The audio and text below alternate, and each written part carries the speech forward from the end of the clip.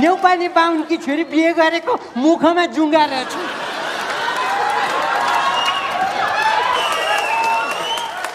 अब के गर्नु त हो, त्यो बेलामा थ्रेडिङ गर्ने चलन थिएन। मलाई रातभर जुगाउ खेल्न लाउँथे। तर जुङ्गा नै भए पनि मेरी इन्दिराले मलाई साह्रै सम्मान गर्थे। बुढाको गाउँभरि इज्जत छ भन्ने थाहा पाएर सधैँभरि मलाई कोठामा कुट्थे। ठ्याक्कै राजा राजेन्द्रकै बुढी जस्तै। तर मेरी बुढीले चाहिँ अलि बढी नै सम्मान गर्थे है मलाई। एउटा बच्चो जन्माउन मानिन। बुढी, एउटा बच्चो त जसरी पनि जन्माउनु पर्छ भनेको हजुर जस्तो सम्माननीय मान्छे मेरा अगाडि नाङ्गिनु हुँदैन भन्थे।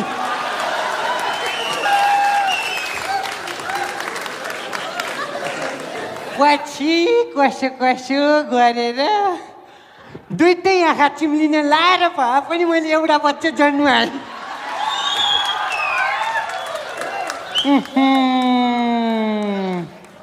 यस्तै बुढी त मन्त्रीकी पनि छैन होला। तर मेरी इन्दिरा साह्रो लोभी पनि थियो। यति साह्रो लोभी कि खसीका खुट्टाको सुप मुगा पर्छ भनेर खाटाको खुट्टाको सुप खुवाउँथे। यति लोभी कि बत्तीहरू धेरै बाल्दा बिल धेरै उठ्छ भनेर जुनकिरी पाल्या थिए। अब त्यो लाइन काट्ने सालोले जुनकिरीको पित काट्न सक्दैन।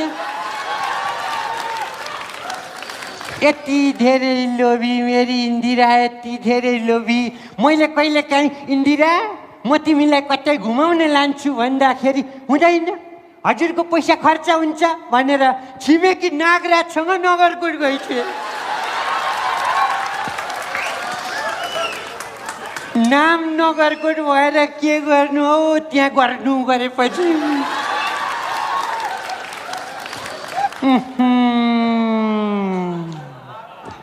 धुम्म हुन्छ आकाश फेरि खुलेर जान्छ। मेरा घरमा त माथि तलामा बस्नेले त एकचोटि बाबा हुन्। धुम्म हुन्छ आकाश फेरि खुलेर जान्छ, आउँछ उसको याद आँखामा आँसु डुलेर जान्छ। कहिल्यै नभुल्नु है भनेर कसम खुवाउनेले पनि, कहिल्यै नभुल्नु है भनेर कसम खुवाउनेले पनि लेखेर राख्नुहोस्, गोजी रित्तो भएपछि एक दिन भुलेर जान्छ।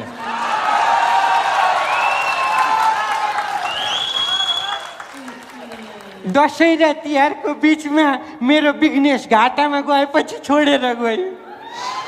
अब जुवा तासमा सधैँ कहाँ नाफा हुन्छ त? यता आफ्नो बिजनेस घाटामा, स्वास्नी अर्कैको खाटामा। यो छोडेर जाने मुलाङलाई सम्झेर निराश हुनुभन्दा पनि म त बरु कृष्ण कँडेलको इन्द्रेणी पो हेर्छु। कृष्ण कँडेल त आर्मी पनि पो हो त। इन्द्रेणी लाइन भएको अनि यो बिजुलीको तार कसले काट्छ बार बार?